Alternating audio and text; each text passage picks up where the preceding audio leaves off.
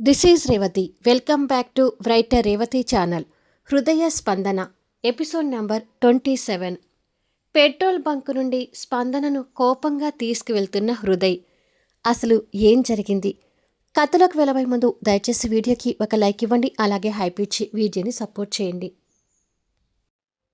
కార్లో ఉన్న Hriday side mirror నుంచి తన కళ్ళు చూసి గుర్తుపట్టి కోపంగా కారుకి బ్రేక్ వేస్తాడు. అలా కారుకి బ్రేక్ పడగానే ఇక్కడ స్పందన స్టాచ్యూ అయిపోయింది. మిర్రర్‌లో ఇప్పుడు స్పందన హృదయ్‌కి ఇంకా క్లియర్‌గా కనిపిస్తూ, ఈ స్పందన జాబ్ చేసేది ఇక్కడ అని ఆశ్చర్యపోయి, అసలు బింకుని వదిలిపెట్టి ఎక్కడికి వెళ్ళొద్దని చెప్పాను కదా! మరి ఎందుకొచ్చినట్టు? పాపం ఆ పసివాడు గాయంతో ఇంట్లో ఒంటరిగా ఎలా ఉన్నాడో ఏంటో అని బాబు గురించి ఆలోచన రాగానే మిర్రర్‌లో స్టాచ్యూలా కనిపిస్తున్న స్పందన మీద ఇంకా కోపం పెరుగుతుంది. అదే కోపంతో టక్కున డోర్ తీసి కారు దిగుతాడు. హృదయ్ కారు దిగిన విధానానికే స్పందనకి తన పై ప్రాణాలు పైనే పోతూ, బింకుని వదిలిపెట్టి వెళ్ళకు అని నన్ను హెచ్చరించాడు. ఇప్పుడు ఎలా అని అనుకొని భయపడుతుంది. అదే సమయంలో మేనేజర్ రూమ్ నుండి బయటకొచ్చి స్పందన వైపు చూస్తూ ఉండగా, హృదయ్ తన దగ్గరికొచ్చి ఆవేశంగా తను పెట్టుకున్న టోపీ, ఫేస్‌కి పెట్టుకున్న మాస్క్ కోపంగా పీకేస్తాడు. కింద పడిన వాటిని చూసి స్పందన ఇంకా భయపడుతూ ఉండగా, నిన్ను అంటూ కొట్టడానికి చేయి లేపుతాడు. ఇక అంతే. ఎక్కడ దెబ్బ మీద పడుతుందేమో అని పిచ్చుక పిల్లలాగా కళ్ళు మూసుకొని ముడుచుకొని పోతుంది. మేనేజర్ తన దగ్గరికి రాబోతూ ఆ దృశ్యం చూసి ఆగిపోయి, ఇతను ఎవరు? స్పందనని అంత చనువుగా కొట్టబోతున్నాడేంటి? వెళ్ళి తేల్చుకోవాలి అని పెద్ద హీరో లెవెల్లో దగ్గరికొచ్చి, ఇంకా హృదయ్ చెయ్యి గాలిలో ఉండటం చూస్తూ, ఏయ్ మిస్టర్, ఎవరు నువ్వు? తనని ఎందుకు కొట్టబోతున్నావు అని అడుగుతాడు. దాంతో గాలిలో ఉన్న హృదయ్ చేయి కాస్త వాడి చెంపని గట్టిగా తాకుతుంది. కొట్టిన సౌండ్ వినిపించి అప్పటి వరకు భయంతో కళ్ళు మూసుకొని ముడుచుకొని ఉన్న స్పందన కళ్ళు తెరిచి హృదయ్ వైపు చూసేసరికి హృదయ్ నేల వైపుకు చూస్తుంటాడు. దాంతో స్పందన కూడా ఆటోమేటిక్గా అటువైపుగా చూస్తుంది. మేనేజర్ భూమిని కరుచుకోవడం స్పందనకు కనిపిస్తుంది. అంటే హృదయ్ ఇచ్చిన షాట్‌కి వాడు గింగిరాలు తిరుగుతూ వెళ్ళి భూమి మీద పడ్డాడు. స్పందన ఆశ్చర్యపోయి చూస్తుంటే కింద పడిన మేనేజర్ భూమికి అలాగే అతుక్కుపోయి భయంగా హృదయ్ వైపు చూస్తుంటాడు. హృదయ్ వాడిని కోపంగా చూస్తూ, ఇంకొక మాట నీ నోటి నుండి వచ్చిందో పెట్రోల్ పోసి తగలబెడతాను రాస్కెల్ అని అంటాడు. హృదయ్ ఆవేశంతో కూడిన ఆ యాటిట్యూడ్‌కి మేనేజర్ ఇంకా భయపడుతూ అలాగే భూమిని అతుక్కొని ఉంటాడు. ఆ తర్వాత హృదయ్ ఆ కోపాన్ని మళ్ళీ స్పందన మీద చూపిస్తూ తన చెయ్యి ఫోర్స్‌గా పట్టుకొని అదే ఫోర్స్‌తో తనని కార్ దగ్గరికి లాక్కెళ్తుంటాడు. కింద పడ్డ మేనేజర్, స్పందన ఇద్దరు భయపడుతూ ఉండగానే హృదయ్ కార్ డోర్ తీసి తనని సీట్లో విసురుగా పడేసి వచ్చి డ్రైవింగ్ సీట్లో కూర్చుంటాడు. స్పందన హృదయ్ ఆవేశాన్ని చూస్తూ ఉండగానే కార్ స్టార్ట్ అయ్యి ముందుకు వెళ్తుంది. స్పందన భయంతో ఏమీ మాట్లాడలేక ఆవేశంగా డ్రైవ్ చేస్తున్న హృదయ్ వైపు చూస్తూ ఉంటుంది. తన ఒంటి మీద యూనిఫామ్ షర్ట్ కూడా అలాగే ఉంటుంది. కొద్దిసేపటికి కారు ఫామ్ హౌస్ ముందు ఆగుతుంది. తనని కోపంగా చూసి ఆవేశంగా కార్ దిగుతాడు. స్పందన కూడా కార్ దిగి హృదయ్ వైపు చూసే అంతలోనే ఒంటరిగా ఉన్న బాబు కోసం హృదయ్ ఆగ మేఘాల మీద లోపలికి వెళ్ళడం స్పందనకి కనిపిస్తుంది. అలా చూస్తూనే స్పందన కూడా హృదయ్ వెనక వస్తుంటుంది. హృదయ్ బింకు కోసం రూంలోకి వచ్చేసరికి కరెక్ట్‌గా అదే సమయాన భోజనం తింటున్న బింకుకి పొలమారి దగ్గుతూ ఇబ్బంది పడుతుంటాడు. అది చూసి బింకు అంటూ కంగారుగా పరిగెత్తుకుంటూ వచ్చి బాబు తల మీద చేయి పెట్టి సర్దుతుంటాడు. స్పందన కూడా లోపలికొచ్చి బాబు వైపు కంగారుగా చూస్తూ ఉండగానే, హృదయ్ పక్కన మంచినీళ్ళ గ్లాస్ ఉంటే అది అందుకొని, తాగు నాన్నా అంటూ బాబు నోటికి వాటర్ అందిస్తాడు. బింకు బెదిరిగా మిడిగుడ్లు వేసుకుని హృదయ్ వైపు చూస్తూనే ఆ వాటర్ తాగుతుంటాడు. బింకు కొన్ని నీళ్లు తాగి, ఇంక చాలు సార్ అని అంటాడు. సార్ అని పిలిచే వెనక ఆ పసివాడు ఎంత వేదన పడుతున్నాడో హృదయ్ మనసుకి అర్థమవుతూ సార్ అని పిలిపించుకోవడానికి బాధపడుతుంటాడు. అలా అని వాడికి ఇష్టమైన పేరుతో కూడా పిలిపించుకోవడానికి సిద్ధంగా లేడు. హృదయ్ లేచి పక్కకొచ్చి బొమ్మలా ఉన్న తన వైపు ఉరిమి చూస్తూ, ఇంకా అలా చూస్తున్నావేంటి? బింకు సరిగ్గా భోజనం తినలేకపోతున్నాడు. వచ్చి తినిపించు అంటూ కసురుతాడు. సరే అన్నట్టుగా తల ఊపి బింకు దగ్గరికొచ్చి భోజనం తినిపిస్తుంటుంది. హృదయ్ ఆ ఇద్దరిని చూస్తూ అలజడి చెందుతున్న మనసుతో అక్కడి నుండి వెళ్ళిపోతాడు. స్పందన అలా భోజనం తినిపిస్తూనే అక్కడ మేనేజర్ని కొట్టడం గుర్తు తెచ్చుకొని, ఏంటో హృదయ్ గారి ప్రవర్తన అసలు నాకేమీ అర్థం కావడం లేదు అని అనుకుంటుంది. హృదయ్ రూంలోకొచ్చి, అసలు ఏమనుకుంటుంది తను? నేను చెప్పినా కూడా వినిపించుకోకుండా బాబుని ఆ పరిస్థితిలో వదిలేసి వెళ్ళిందేంటి? బాబుకి భోజనం తినిపించనివ్వు, తన సంగతి చెప్తాను అని అనుకుంటాడు.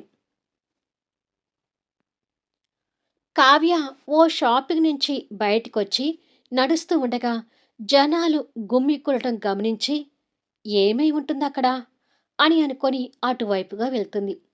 ఆ గుమ్మికూడిన జనాల నుంచి తోసుకొని లోపలికి వెళ్ళి చూసేసరికి ఓ హ్యాండ్సమ్ గాయ్ నలుగురు వ్యక్తుల్ని చితక్కొడుతుంటాడు. అంటే అతను మనకి హ్యాండ్సమ్‌గానే కనిపిస్తుంటాడు కానీ, కావ్యకి మాత్రం అతనొక రౌడీలా కనిపిస్తూ, వీడేదో పెద్ద వస్తాదులాగా ఆ నలుగురిని అలా కొడుతున్నాడేంటి అని అనుకుంటుంది. చూసే కొద్దీ అతను వాళ్ళని రక్తం వచ్చేలా కొడుతుంటే, గుమ్ముకూడిన జనాలు కూడా సినిమాలాగా చూస్తున్నారు కానీ ఎవరూ ఆపడం లేదు. కానీ కావ్య రక్తం వచ్చేలా వాళ్ళని కొట్టడం సహించలేక అతని వెనుకగా వెళ్ళి, ఏ మిస్టర్, ఎందుకు వాళ్ళని అలా కొడుతున్నావు అని అడుగుతుంది. కానీ అతను తన మాట పట్టించుకోకుండా ఇష్టం వచ్చినట్టుగా ఆ నలుగురిని దంచుతుంటాడు. ఈసారి కావ్య కోపం తెచ్చుకుంటూ, మిస్టర్ అంటూ అతని షర్ట్ పట్టుకొని ముందుకు గుంజుకొని అతని చెంపన పెళ్ళున ఒకటి పీకుతుంది.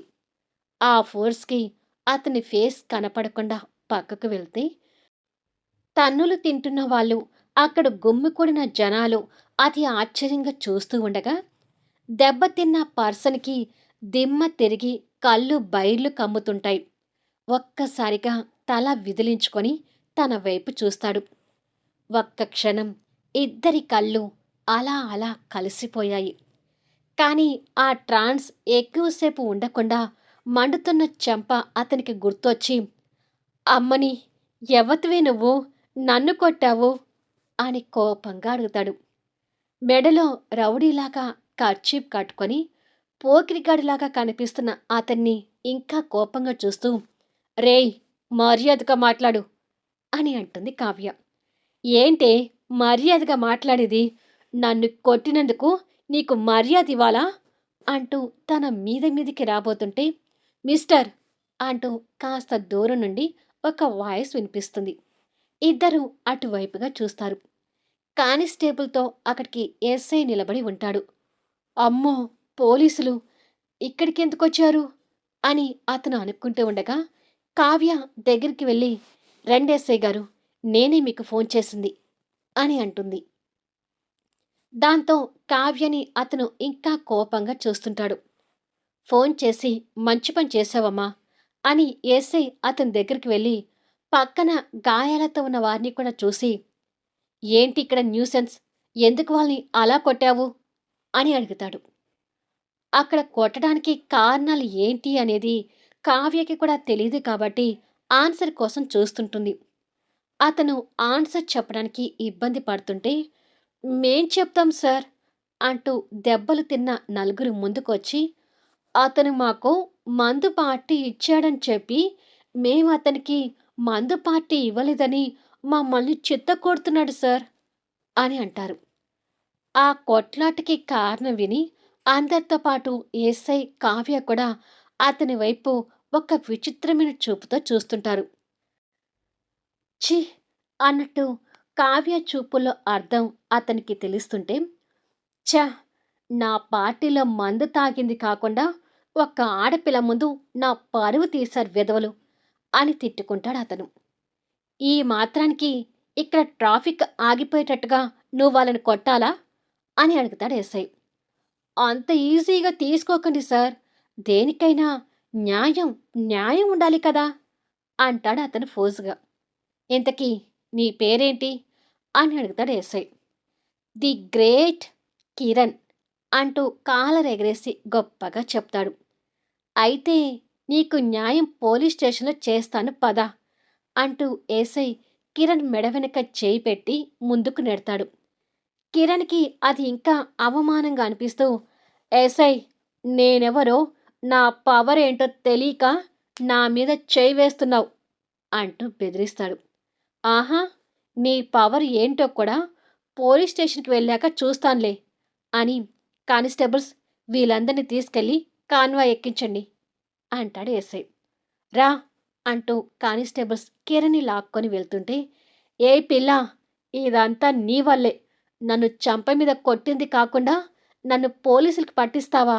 నీ సంగతి చూస్తా, నీ అయ్య సంగతి చూస్తా, నీ అమ్మ సంగతి చూస్తా అని తిట్టుకుంటూ ఉండగా కిరణ్ని అతని గ్యాంగ్ని బలవంతంగా కాన్వాయ్ ఎక్కిస్తారు. చదువు సంధ్యలేని ఉట్టి వెధవలాగా ఉన్నాడు అని కావ్య మనసులో కిరణ్ గురించి కోపంగా తిట్టుకుంటూ ఉంటుంది. ఒకసారి పోలీస్ స్టేషన్కి వచ్చి కంప్లైంట్ ఇస్తే ఈ కేసు గురించి నేను చూస్తానమ్మా అంటాడు ఎస్ఐ. తప్పకుండా కంప్లైంట్ ఇస్తాను సార్ అంటుంది కావ్య.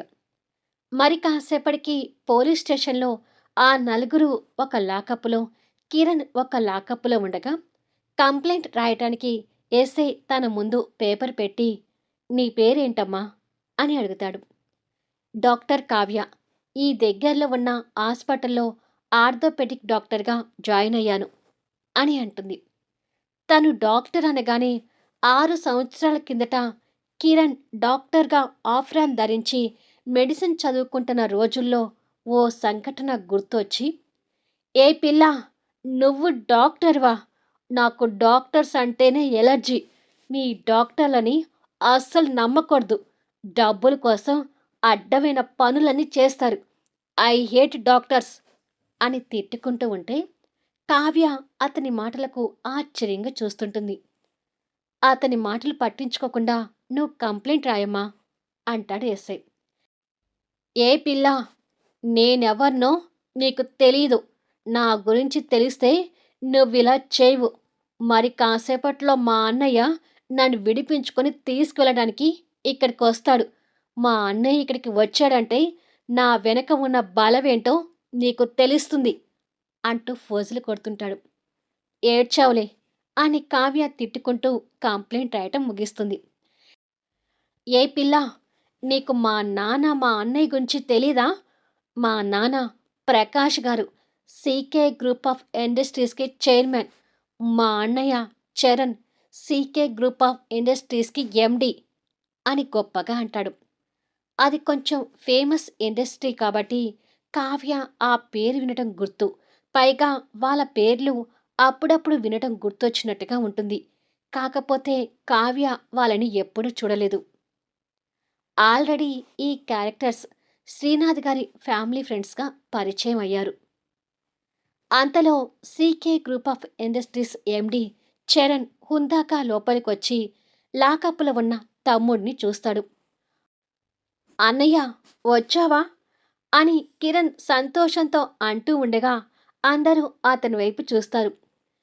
చరణ్ తమ్ముడు జైల్లో ఉండటం చూసి సీరియస్గా ఎస్ఐ ముందుకొచ్చి, ఎవరు నా తమ్ముడి మీద కంప్లైంట్ ఇచ్చింది అని అడుగుతాడు. ఎస్ఐ కంటే ముందే కిరణ్ సమాధానం చెప్తూ, ఇదిగో ఈ పిల్లనే అన్నయ్య అంటూ కావ్య వైపు కోపంగా చూపిస్తాడు. చరణ్ కళ్ళకున్న గ్లాసెస్ తీసి కావ్యను చూస్తూ, నువ్వేనా నా తమ్ముడి మీద కంప్లైంట్ ఇచ్చింది అని అదే సీరియస్ టోన్తో అడుగుతాడు. అవునండి అని మర్యాదపూర్వకంగా సమాధానం ఇస్తుంది. ఇప్పుడుంటుంది నీ పని అని కిరణ్ కోపంగా అనుకుంటూ ఉండగా అప్పటి వరకు సీరియస్గా ఉన్న చరణ్ ఇప్పుడు కావ్య వైపు చూసి నవ్వుతూ, చాలా మంచి పని చేశావమ్మా. మేము చేయలేని పని నువ్వు చేశావు. Thank you so much. వీడు కొన్నాళ్ళు అలా ఊచలు లెక్క పెట్టాలి అని అంటాడు తమ్ముడు చేసే ఆకతాయి పనుల మీద కోపంతో. ఇక అంతే, ఫోజులు కొట్టిన కిరణ్కి ఫ్యూజులు ఎగిరిపోతాయి. మళ్ళీ నెక్స్ట్ వీడియోలో కలుద్దాం. కిరణ్ విషయంలో చరణ్ ఇలా ఉన్నాడంటే మిగతా కుటుంబ సభ్యుల సంగతేంటి? కిరణ్ జైల్లో పడ్డాడు అంటే వాళ్ళెలా రియాక్ట్ కాబోతున్నారు? 6 సంవత్సరాల క్రితం మెడిసిన్ స్టూడెంట్ అయిన కిరణ్ ఇలా ఆకతాయిగా ఎందుకు తయారయ్యాడు? డాక్టర్స్ని ఎందుకలా తిడుతున్నాడు? కిరణ్ లైఫ్లో ఏం జరిగి ఉంటుంది? అది మెయిన్ కథకి ఎలా టచ్ అయి ఉంటుంది? బింకుని వదిలిపెట్టి వెళ్ళినందుకు స్పందన హృదయ మధ్య ఎలాంటి సన్నివేశాలు రానున్నాయి? ఊహకు అందని కథనంతో ఆసక్తికరంగా సాగే కథా వీడియోస్ని మిస్ కాకుండా చూడండి. కథ నచ్చితే దయచేసి లైక్ చేయండి, హైప్ ఇవ్వండి, మీ అమూల్యమైన కామెంట్స్ షేర్ చేయండి. Thank you for లీజనింగ్.